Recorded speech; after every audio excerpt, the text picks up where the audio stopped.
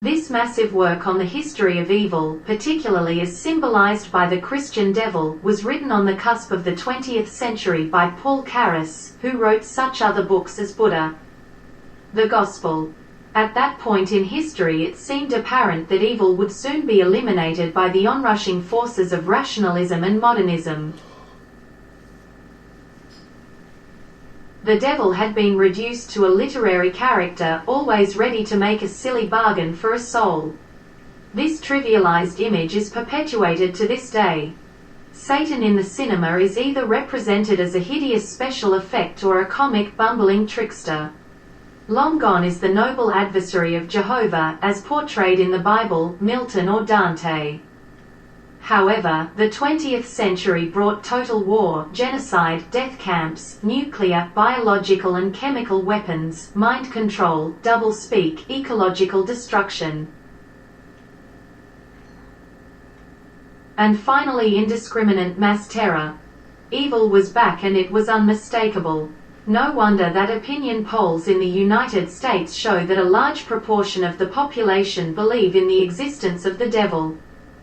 Production notes: first of all, before you fire off any angry letters about this book, please keep in mind that the title of the book is not "We Worship Satan."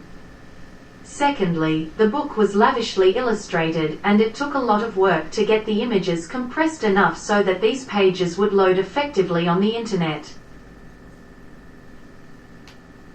So please accept my apologies for the dinky images. In any case, I hope you enjoy this ebook, which was an extremely difficult production job. J.B. Hare.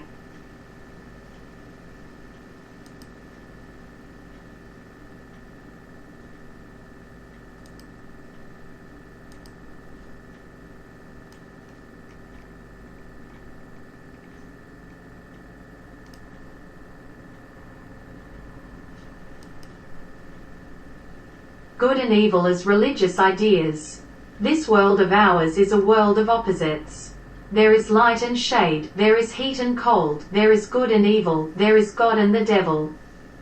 The dualistic conception of nature has been a necessary phase in the evolution of human thought.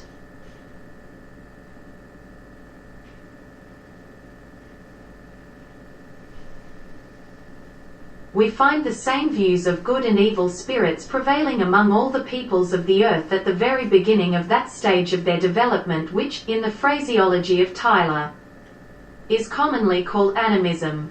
But the principle of unity dominates the development of thought. Man tries to unify his conceptions in a consistent and harmonious monism. Accordingly, while the belief in good spirits tended towards the formation of the doctrine of monotheism, the belief in evil spirits led naturally to the acceptance of a single supreme evil deity, conceived as embodying all that is bad, destructive, and immoral. Monotheism and monodiabolism, both originating simultaneously in the monistic tendencies of man's mental evolution, together constitute a dualism which to many is still the most acceptable world conception. Nevertheless, it is not the final goal of human philosophy. As Page 2. Soon as the thinkers of mankind become aware of the dualism implied in this interpretation of the world, the tendency is again manifested towards a higher conception, which is a purely monistic view.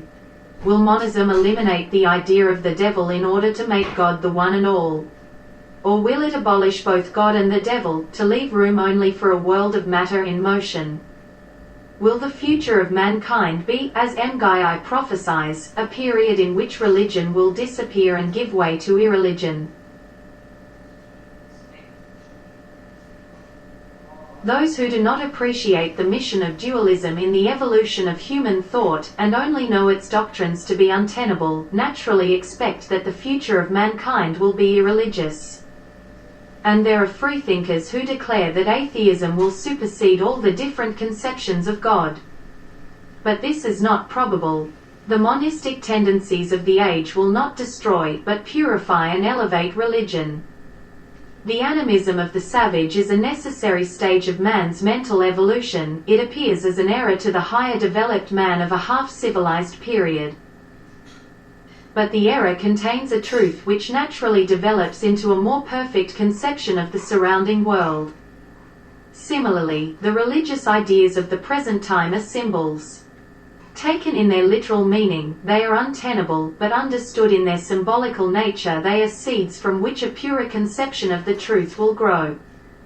The tendencies of philosophic thought prevailing today lead to a positive conception of the world, which replaces symbols by statements of fact and brings with it not a denial of religious allegories but a deeper and more correct conception.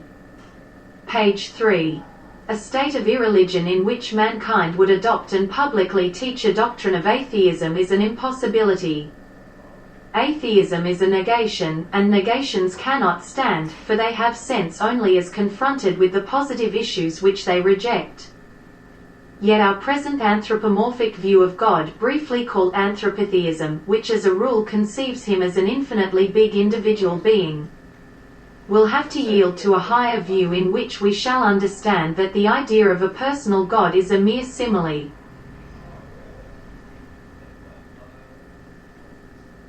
God is much more than a person.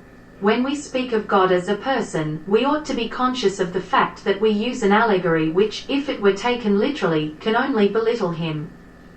The God of the future will not be personal, but superpersonal. But how shall we reach this knowledge of the superpersonal God? Our answer is, with the help of science.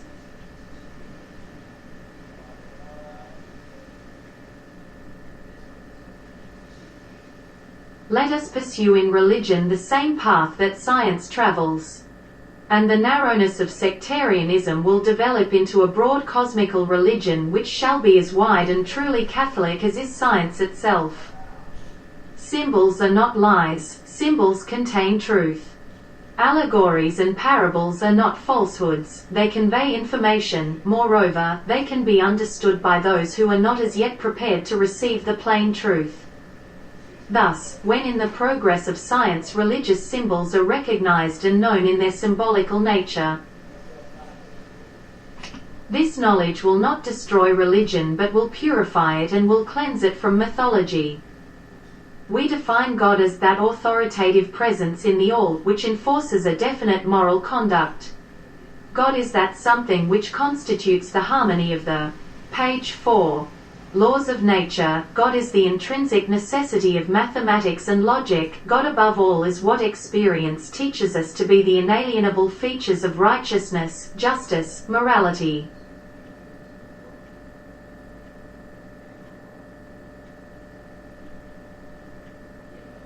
This presence is both immanent and transcendent. It is immanent as the constituent characteristic of the law that pervades the universe. It is transcendent, for it is the condition of any possible cosmic order, and in this sense it is supercosmic and supernatural. 1. We do not say that God is impersonal, for the word impersonal implies the absence of those features which constitute personality. It implies vagueness, indefiniteness, and lack of character.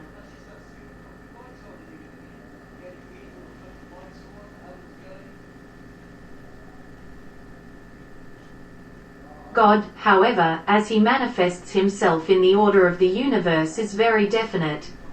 He is not vague but possesses quite marked qualities. He is such as he is and not different. His being is universal but not indeterminable. His nature does not consist of indifferent generalities but exhibits a distinct suchness. Indeed, all suchness in the world, in physical nature as well as in the domain of spirit, depends upon God as here defined.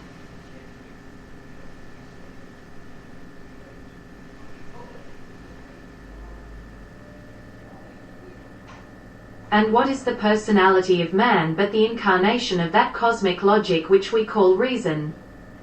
God, although not an individual being, is the prototype of personality, although not a person, thinking thoughts as we do, deliberating, weighing arguments, and coming to a decision.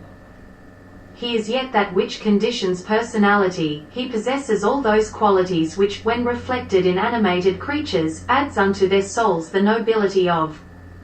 Page 5. Paragraph continues God's image, called personality. Therefore we say, God is not impersonal, but superpersonal. While the idea of God has received much attention from philosophers and progressive theologians, its counterpart, the dark figure of the evil one, has been much neglected. And yet the devil is, after all, a very interesting personality, grotesque, romantic, humorous, pathetic, nay, even grand and tragic. And if we have to declare that the idea of God is a symbol signifying an actual presence in the world of facts, should we not expect that the idea of the devil also represents a reality?